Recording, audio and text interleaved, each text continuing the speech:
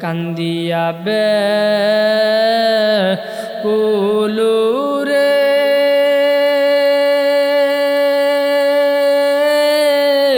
হানজালা শহীদ রে কলিজা সিংহে ছেড়ে সেই জঙ্গে উহুদে নবীর এক সাহাবী ছিলেন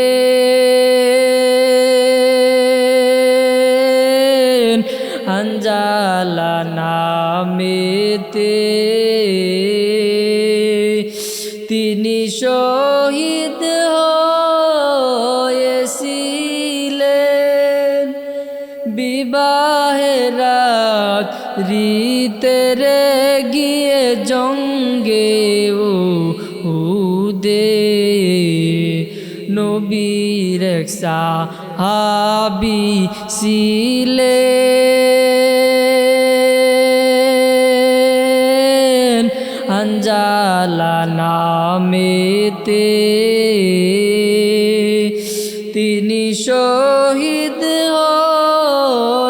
হয়েছিলেন বিবাহের রাত রিতেরে গিয়ে জঙ্গে উহুদে গভীর রাতে আওয়াজ গো পাইলেন হানজালা নামেতে তিনি শহীদ হয়েছিলেন বিবাহের রাত রিতেরে গিয়ে জঙ্গে উহুদে এমন পাগল ছিল ওই হানজালা বিবাহ যখন আবদ্ধ হয়ে গেল রাসূল সাল্লাল্লাহু আলাইহি ওয়াসাল্লামের দরবার থেকে ডাক দিয়ে বলেন রে ইয়া রাসূলুল্লাহ আমি বিবাহ করেছি তখন রাসূলুল্লাহ সাল্লাল্লাহু আলাইহি ওয়াসাল্লাম ডাক দিয়া বলুন হানজালা যাও যাও যাও যাও তোমাকে রুখসত দিয়া দিলাম তুমি বিবাহ করেছো তোমাকে রুখসত দিয়া দিলাম এই কথা শোনার পরে হযরত হানজালা রাদিয়াল্লাহু তাআলা আনহু যখন বিবাহের ভিতরে যখন আবদ্ধ হয়ে গেল এই নবীর উম্মতের দল ভালো করিয়া শুনো কেমন পাগল ছিল সাহাবী হানজালা বিবাহ করেছে বাসর রাত যখন করবে বাসর রাত করার পরে যখন ওই হানজালার যখন ফরজ গোসল হইয়া যায় আর মদিনার মাটি দিয়া কে জানি দেউরে দেউরাইয়া বইলা যায় কুদিলা মোহাম্মদ মোহাম্মদ নাই মোহাম্মদ মৃত্যুবরণ করেছে এই কথা শোনার পরে হযরত হানজালা রাদিয়াল্লাহু তাআলা আনহু ডাক দিয়া বলে বিবি আমার কোথায় গিয়েছো বিবি আমার কার জন্য বিবাহ করিস রে বিবি আমার যেই নবীর জন্য দুনিয়ার ভিতরে যেই নবীর জন্য দুনিয়ায় দেখলাম আজকে নাকি বলে এই নবী আমার নাই যেই নবীর জন্য আমি হানজালা দুনিয়ার ভিতরে এখনো বেঁচে আছি এই নবী নাকি বলে মৃত্যুবরণ করেছে কে জানি দেউরাই দেউরাই বইলা যায় কুদিলা মোহাম্মদ তো দুনিয়ার ভিতরে নাই বিবি আমার তরবারিটা দিয়া দাও আমার হাতে আমার এশকের জ্বালা মিটাইতে পারি না রে বিবি আমার এ বিবি আমার তরবারিটা দিয়া দাও আর উহুদের ময়দানে যাইয়া শহীদ হইয়া যাইব যেই নবী যদি না থাকে আমি হানজালা তাইকেও দুনিয়ার ভিতরে কোনো লাভ নাই বিবি আমার দিয়া দাও তরবারিটা এইভাবে যখন বিবির কাছে যখন তরবারি নেওয়ার জন্য যখন বারংবার বলতেছি বিবি ডাক দিয়া বলেন স্বামী আমার আপনি তো যাইবেন আপনাকে বাধা দিব না রে স্বামী আমার তবে আপনি যে আমার সাথে জামাতে আপনি যে আমার সাথে মেলামেশা করেছেন, আপনার গোসল তো ফরজ হয়ে গেছে নবীর দরবারে। আপনাকে তো নবী রুখসত দিয়েছেন, এ স্বামী আমার আপনি ফরজ গোসল কইরা যান। যখন হযরত হানজালা রাদিয়াল্লাহু তাআলা আনহু বিবির কোনো কথা না শুনিয়া তরবারি নিয়া উদের ময়দানে যখন যাইয়া যায়, এক সময় কাফেরের ফেরকার ভিতরে পইরা যায়। পইরা যাইয়া যুদ্ধ করতে করতে করতে করতে এক পর্যায়ে ওই হানজালা রাদিয়াল্লাহু তাআলা আনহু শহীদ হইয়া যায়। তখন এক পর্যায়ে যখন যুদ্ধ করতে করতে যখন যুদ্ধ সমাপ্ত হইয়া যায়, তখন কিছু সংখ্যক সাহাবায়ে কেরামরা আইসা রসুলের কাছে আইসা বলে, রসুল অনেক সাহাবায়ে কেরাম তো শাহাদাত বরণ করেছে, এই লাশগুলা কি করব? তখন রাসূলুল্লাহ সাল্লাল্লাহু আলাইহি ওয়াসাল্লাম ডাক দিয়া বলেন, এ সাহাবায়ে কেরাম, যারা শহীদি মর্যাদা লাভ করেছে, যারা শহীদ হয়ে গেছে, এদের কাউকে গোসল দিবেন না, এদের কাউকে গোসল দিবেন না, বিনা গোসলে তাদেরকে দাফন দিয়া দেন। ওই পিছন দিক দিয়া হানজালার বিবি ডাক দিয়া বলেন, রে নবী আমার, আপনার একজন পাগল সাহাবী ছিল হানজালা, এমন পাগল সাহাবী হানজালা, আপনার কাছে অনুমতি নিয়ে বিবাহ করেছে। এই বিবাহের ভিতরে আপনি তাকে রুখসুত দিয়েছেন। এ নবীর উম্মতের দল, এ নবী আমার, কে জানি মদিনার পথে দিয়া যাইতে যাইতে রাত্রের বেলা কে জানি বলে মুহাম্মদ সাল্লাল্লাহু আলাইহি ওয়াসাল্লাম দুনিয়ার ভিতরে নাই।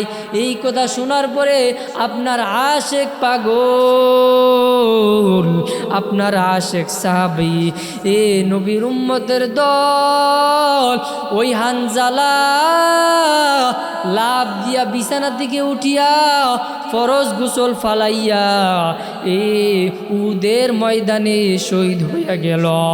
এ নবীর উম্মতের দল, এ হানজালার বিবি ডাক দিয়া বললেন, নবী আমার, সবাইকে বিনা গোসলে দাফন দেন, তবে হানজালাকে গোসল দিয়া পবিত্র কইরিয়া তাকে দাফন দেন।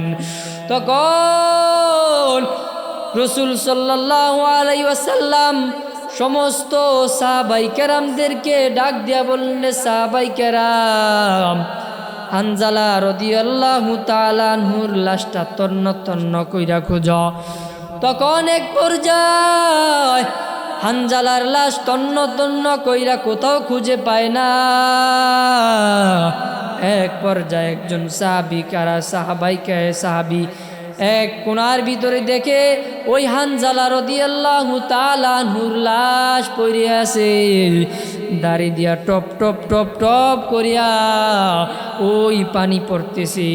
তখন জিবরাইল আলাইহিস সালাম নবীর কাছে ডাক দিয়া বলেন, ইয়া রাসূলুল্লাহ, হযরত হানজালার গোসল দুনিয়ার কোনো পানি দ্বারা হবে না, ওই হানজালার গোসল আমার আল্লাহ পাক রব্বুল আলামিন যখন হানজালা শহীদি মর্যাদা লাভ করেছে, তখন ফেরেশতাদের মাধ্যমে আমার আল্লাহ পাক রব্বুল আলামিন নিজে তাকে উঠাইয়া নিয়া আমার ফেরেশতা হাউজে কাউসারের পানি দ্বারা ওই হানজালা রাদিয়াল্লাহু তাআলা আনহুর গোসল সম্পন্ন করেছি।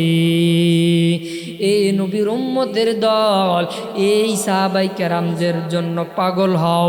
এই নবীর উম্মতের দল, বেলালের দিকে তাকাইয়া দেখো, এই ঘটনাটা যেটা বলেছি, এই হানজালা রাদিয়াল্লাহু তাআলা আনহুর ঘটনা এমন কোনো মুসলমান জানে না। সবাই হানজালা রাদিয়াল্লাহু তাআলা আনহুর আনহুর ঘটনা সবাই জানে।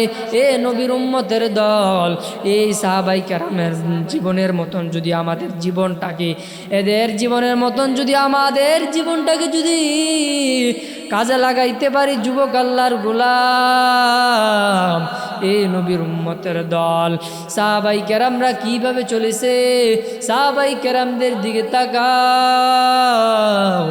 এ নবীর উম্মতের দল হযরত ওসমান ফারুক রাদিয়াল্লাহু তাআলা আনহু যখন রাস্তা দিয়ে হাইটা যায়, কবরের পাশ দিয়ে যখন হাইটা যায়, তখন কবর দেখলে সাহাবায়ে কেরামরা ফুফায়া ফুফায়া কান্না করতো। লোকেরা বলুন, ইয়া আমিরুল মুমিনিন, হে ওমর ফারুক, আপনি কবর দেখলে এইভাবে কান্না করেন কেন? ওমর ফারুক রাদিয়াল্লাহু তাআলা আনহু ডাক দিয়া বলেন, ও সাহাবায়ে কেরাম, কবর হলো এক নাম্বার কাঠি। কবরের ভিতরে যদি কেউ ধরা খাইয়া যায়, সে সমস্ত কাঠির ভিতরে ধরা খাইয়া যাবে। আর যদি কবরের ভিতরে কেউ যদি মুক্তি পাইয়া যায়, সমস্ত খাটির ভিতরে মুক্তি পাইয়া যাবে। এ নবীর উম্মতের দল, এ নবীর আশিক, নবীর আদর্শটা গলায় লাগাও। এ নবীর উম্মতের দল, আর কত নবীকে কাঁদাইবা? নবীর এক পর্যায়ে নবীর জীবনটা কাঁদতে কাঁদতে শেষ। আমার নবী মারাইয়া কান্না করছে, আমার নবী বাবা হারাইয়া কান্না করছে, আমার নবী উম্মতের জন্য কান্না করে। এখনো পর্যন্ত হাসরের ময়দানে যখন সব নবীরা যখন নাফসি নাফসি করবে, আমার আল্লাহ পাক রব্বুল আলামিন নবীকে সান্ত্বনা দিয়া বলবেন, এ রাসূলুল্লাহ, ইয়া বন্ধু আমার, আপনার জন্য, আপনার জন্য আপনি যাকে সুপারিশ করবেন, আমি আল্লাহ পাক রব্বুল আলামিন তাকে জাহান্নামে না দিয়া জান্নাতে নিব রে নবী আমার। আপনি কানবেন না। তখন আমার নবী করিম সাল্লাল্লাহু আলাইহি ওয়াসাল্লাম সেজদার ভিতরে পড়িয়া নাফসি নাফসি করবে না, নাফসি নাফসি করবে না। এ নবীর উম্মতের দল আম্মা জান আয়েশা সিদ্দিকা রাদিয়াল্লাহু তাআলা আনহু ডাক দিয়া বলেন, নবী আমার, সে হাসরের ময়দানটা কেমন ভয়ঙ্কর হবে। নবী করিম সাল্লাল্লাহু আলাইহি ওয়াসাল্লাম বলেন, মূসা নবীর মতন আমি দেখতেছি, মূসা নবীর মতন আল্লাহর কুরসি দইরা, আল্লাহর চেয়ারের ভিতরে দইরা বলবে, আল্লাহ আজকে আমি মাকে চাই না, আয় আল্লাহ আজকে আমি বাবাকে চাই না, ও মালিক আজকে আমি আমার বোনকে চাই না রে আল্লাহ, আজকে আপনি নাফসি নাফসি আমাকে বাঁচান। আইয়ুব আলাইহিস সালাম বলবে নাফসি নাফসি, ঈসা আলাইহিস সালাম বলবে নাফসি নাফসি, ইয়াকুব আলাইহিস সালাম বলবে নাফসি নাফসি, হারুন আলাইহিস সালাম বলবে নাফসি নাফসি। সমস্ত নবীরা নাফসি নাফসি বলবে। আমার আপনার নবী সরকারে দো আলম বিশ্ব নবী সাল্লাল্লাহু আলাইহি ওয়াসাল্লাম ওই দিন নিজের চিন্তা করবে না, ওই দিন মায়ের চিন্তা করবে না, ওই দিন বাবার চিন্তা করবে না। আর আল্লাহকে ডাক দিয়ে বলবেন, রে আল্লাহ আমার গুনাহগার উম্মত জনে একটাও যেন জাহান্নামে না যায়। আমার একটা গুনাহগার উম্মত যদি জাহান্নামে যায়, আমি নবী আপনার জান্নাতে যাইব না।